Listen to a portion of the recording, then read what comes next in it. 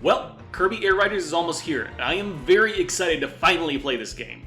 So, as the hours tick down towards its release, I thought that we should discuss how this game ties into the series as a whole. Just as a warning, this is made without any knowledge of the final game. I haven't played the game yet, I haven't looked at any leaks, so this is entirely just based on pre-release information. Nintendo Directs, trailers, that kind of thing. Funnily enough, this is not the first video I've tried to do on the game. Back in August, I started writing a video theorizing about the game's various tracks, at least the ones that had been revealed at that point, because one track was named Floria Fields, a name referencing back to the planet Floria from Kirby Superstar, which could imply that the track took place on that planet. Or so I thought.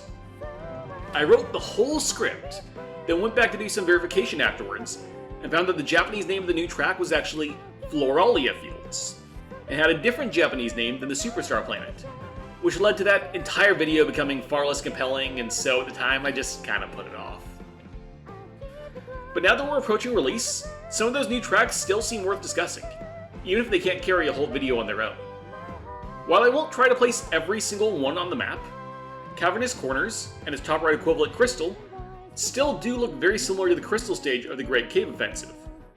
Though given the context of the story, I find it unlikely that Kirby is going to return to Majorut in this game. For those of you who aren't aware, the game's story is framed as a race across the galaxy to solve the mystery of the air ride machines. Because of that, a cave located deep in the center of Popstar really doesn't seem like a likely locale for this game. Steamgust Forge 2 resembles a stage in Superstar, this time Makai, the Machine Star, another planet in the same galaxy as Popstar.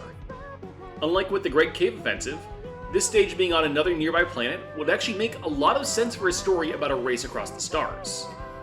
Yeah, in case you haven't noticed, a lot of this game is starting to tie back towards Kirby Superstar. That's probably because, outside of the original Air Riders, Superstar was the last original Kirby game that Sakurai was able to direct. So I'm sure that he has a lot of care, a lot of love for the concepts and the places and the characters that were introduced in that game. So naturally he'd go back to it when he finally got a chance to return to the series. Yet another tie into Superstar comes in the form of the new track Siberian Highway. In the original script that I mentioned earlier, I kind of just dismissed it. I couldn't figure out what Sakurai was trying to do.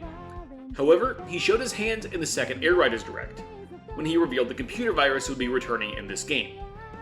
For those of you who haven't played Superstar, Computer Virus is actually a rather interesting boss.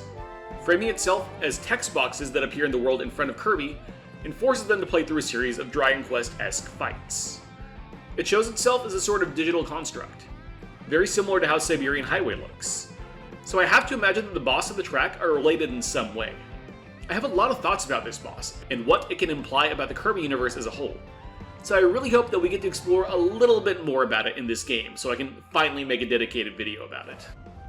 Now, with some of the tracks out of the way, let's move on to the game's main story. The catalyst for the game is the arrival of the air ride machines, mysterious racing vehicles that fell from the stars. Quickly, the vehicles became ingrained in Popstar society. The city of Skylo was likely built as a response to this, a place designed for Kirby and their friends to traverse on board their sometimes unwieldy vehicles. Some bosses appear in the city, such as Grand Wheelie, who first appeared in Kirby's Adventure, and Krako, a classic Kirby baddie who showed up in the series' first entry. However, there is one more boss that proves that, despite most of the story taking place off-world, the city itself still probably exists on Popstar. And that boss is Dynablade, the main antagonist of the subgame of the same name from, once again, Kirby Superstar. Dynablade has never been found off of Popstar in any previous game, so her appearance here, naturally, should also likely take place on the planet. In this game, we also see all of our playable characters using copy abilities. I've heard plenty of people ask what this means lore-wise, and I think the answer is nothing. I think that Sakurai just thought that it was necessary for copy abilities to be usable by every racer in order to fit with the same gameplay of the original Air Ride, so we just kind of decided to do it, and I don't think they're ever going to reference it again. So that's a little disappointing, I know, but it's the most likely answer. Other bosses teased to be in the game are Nightmare, Robo-Dedede, and Zero-2. Robo-Dedede is the cleanest of the three to mention, given that he's just a robot created by Dedede to look like Dedede. This is not the first time that our king has done this, and it likely won't be the last. The other two have more to discuss. Neither have made canonical appearances since their initial defeats, in Kirby's Nightmare and Dreamland and Kirby 64 respectively. Okay, Nightmare did appear in a sub-game in Mass Attack, but that game seems to be a retelling of Adventure as a whole, so I don't really think it counts. A version of Nightmare, Parallel Nightmare, has been used as a recurring element in the Clash subseries. However, looking at this ball, it has a yellow star, unlike Parallel Nightmare, who instead has a red star. So likely this is linked to the original Nightmare. Maybe he somehow survived his first clash with Kirby, remaining somewhere out in space, feeding off of some other planet's Fountain of Dreams. 02 I'm having a bit of a harder time with. He doesn't seem to be made up of the same stuff as the original 02 was, with the white parts of the body being made up of some kind of polygons or paper or something like that. Maybe he's a recreation by the computer virus? Or it could be that 02's eye somehow escaped the Dark Star and rebuilt its body out of something else other than dark matter. It's kinda hard to tell. I'm sure we'll understand them a little bit better when the game's out. And now with all that past us, we finally get to the two most interesting things in this game, at least to me. The first of these is the return of the Galactic Nova, another major part of Milky Way wishes. The Nova is a wish-granting robot, created by the same ancient civilization that created things like the Lore Starcutter. In Milky Way wishes, the Nova was corrupted by Marx's wish for destruction, and had to be destroyed by Kirby to prevent it from destroying Popstar.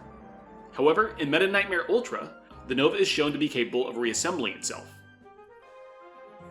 However, in that subgame, it comes back imperfect. You can still see battle marks and scars from where Kirby had destroyed it. It may have brought itself back together, but it wasn't perfect. This one, however, seems to be rather unscarred, unmarred. It seemed perfectly fine. Something in my gut is telling me that this is a new Nova, but I can't really prove it, that's just my guess.